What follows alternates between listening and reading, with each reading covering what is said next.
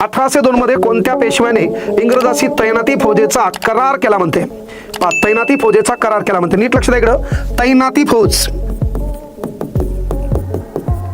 चला, हे आपल्या भारतात कोण आणलं? तर हे आणलं लॉर्ड वेलस्लीनं. तुम्हाला विचारलं हे आपल्या भारतात कोण आणलं? Lord Wellesley. हा स्वतःला बंगाल प्रांताचा सिंह समजायचा. याचा कालखंड होता इसवी सन 1799 ते 1805. आपल्या भारतात तैनाती फौज प्रथम तुम्हाला विचारलं कोण स्वीकारली? तर तैनाती फौज प्रथम स्वीकारली निजामांनी. निजामांनी तैनाती फौजेचा स्वीकार केला, हैदराबादचा निजाम. मुख्य गोष्ट लक्षात घ्या, तैनाती फौज म्हणजे काय? सैनिक किरायाने देण्याची पद्धत. तैनाती फौज विचारलं तुम्हाला काय? तर सैनिक बाबण्या किरायाने देण्याची पद्धत. आपल्या इथं जे आहे ना, त्या काळी आडमुठ आहेत है ना, अर्धांड आहेत, त्याला काय केलं? सैन्यात इंग्रजांनी भरती केली. आणि भरती करून काय केलं बाबा? समजा हा एक राजा आहे आणि हा एक राजा आहे, याच्याकडे पैसे लय मोठे आहेत पण माणसं नाही, मग याला 10,000 सैनिक किरायाने द्यायचे.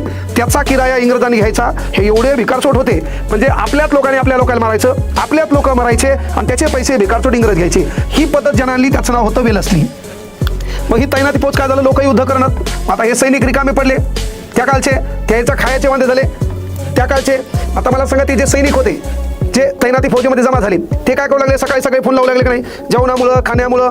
आणि मग त्याचा खर्च वेलस्लीला परवडला. मग वेलस्लीनं काय केलं? हे सैनिक बळजबरी कोणाकोणाला सक्तीचे केले. मग त्यामध्ये कोण होता? तर त्यामध्ये होता पहिल्यांदा निजाम. मग त्यानंतर तैनाती फौज कोणावर? तैनाती फौज टिपूवर, टिपू सुलतान. मग तुम्हाला माहित असेल 4 मे 1799 ह्या युद्धामध्ये टिपू सुलतानचा मृत्यू झाला. आणि मग तैनाती फौज स्वीकारली कोण? मराठ्यांनी.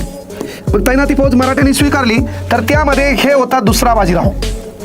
कळलं? मग 1802ला तुम्ही इतिहासात शिकला का नाही? काय शिकला बाळांनो? वसईचा तह. मग वसईच्या तहानं काय झालं?